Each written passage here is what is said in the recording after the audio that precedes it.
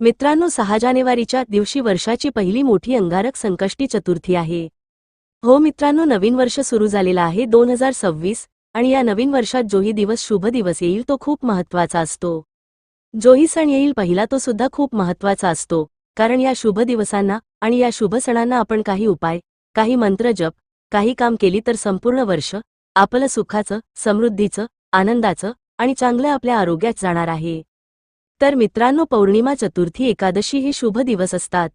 तशीच सगळ्यात मोठी अंगारक संकष्टी चतुर्थी येत आहे. मित्रांनो, अंगारक का, तर जी ही मंगळवारच्या दिवशी चतुर्थी येते तिला मंगळी चतुर्थी म्हणतात किंवा तिला अंगारक चतुर्थी म्हणतात. आणि ही सगळ्यात मोठी चतुर्थी मानली जाते. मंगळवारचा दिवस हा श्री गणेश गणपतीचा दिवस असतो आणि त्या दिवशी येणारी चतुर्थी ही सगळ्यात मोठी असते.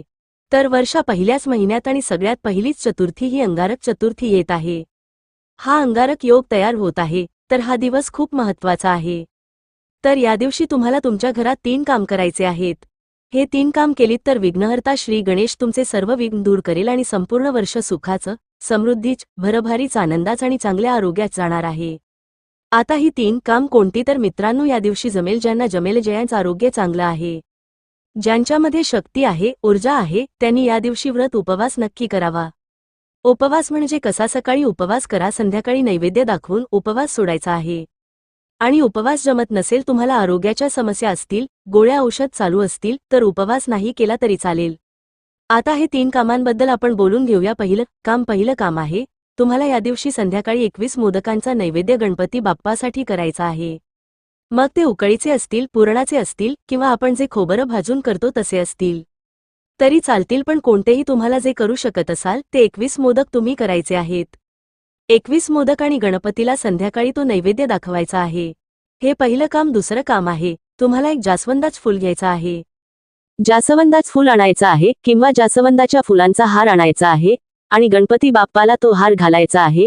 हार नाही मिळाला तर एक फूल आणायचं आहे आणि ते फूल गणपती बाप्पाच्या समोर ठेवायचं आहे आणि प्रार्थना करायची आहे की तुमच्या घरातून सर्व विघ्न, सर्व अडचणी, सर्व संकट, दरिद्री, गरिबी, रोग, आजार दूर करा. आमच्या घरामध्ये सुख समृद्धी नांदू द्या, चांगले आरोग्य, शांतता नांदू द्या, अशी प्रार्थना गणपती बाप्पाला करायची आहे आणि ते फूल गणपती बाप्पाच्या समोर ठेवायचं आहे.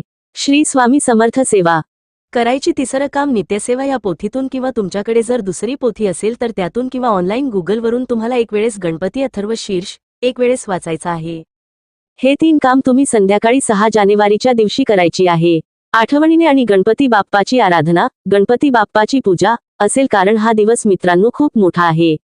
कारण कधीच वर्षाचा सुरुवातीलाच अंगारक चतुर्थी येत नाही, अंगारक योग तयार होत नाही. मंगळी चतुर्थी खूप महत्त्वाची असते. तर या दिवशी तुम्ही नक्की हे 3 काम करा. तुमचे सर्व विघ्न श्री गणेश गणपती विघ्नहर्ता दूर करतील. ही माहिती तुम्हाला आवडली असेल